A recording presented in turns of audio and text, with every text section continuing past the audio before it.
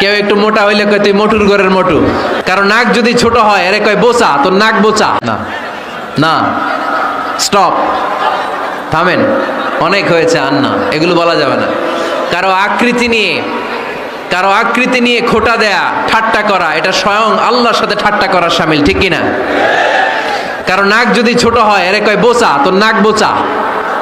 ফেনীতে আপনারা কি বলেন? হ্যাঁ, তো এই যে যার নাক বোচা হয়েছে ও কি নিজে বানাইছে? যার নাক খাড়া এটা বানাইছে কে? যে কালো বানাইছে কে? সাদা শুভ্র বানাইছে কে? তার মানে কারো আকৃতি নিয়ে যদি আপনি ঠাট্টা করেন, স্বয়ং আল্লাহর সাথে ঠাট্টা করলেন।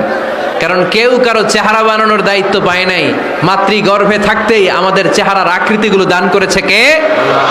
হুয়াল্লাযী ইউসাউইরুকুম ফিল আরহামি কাইফা ইয়াশা লা ইলাহা ইল্লা হুয়াল আজিজুল হাকীম। তিনি এমন সত্তা, তোমরা যখন তোমাদের মায়ের পেটের ভেতরে ছোট্ট একটা ভ্রূণ কণা ছিলা, তখনই তোমাদের চেহারার আকৃতি দিয়েছে কে?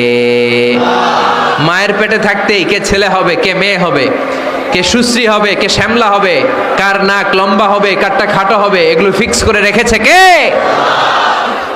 এজন্য কখনো কারো চেহারা, কারো আকৃতি নিয়ে ঠাট্টা বিদ্রুপ করা যাবে না।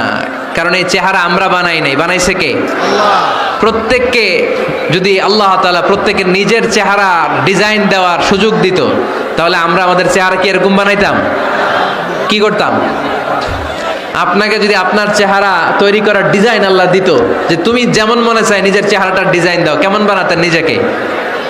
কথা বলেন, কয়েকজন বলেন না?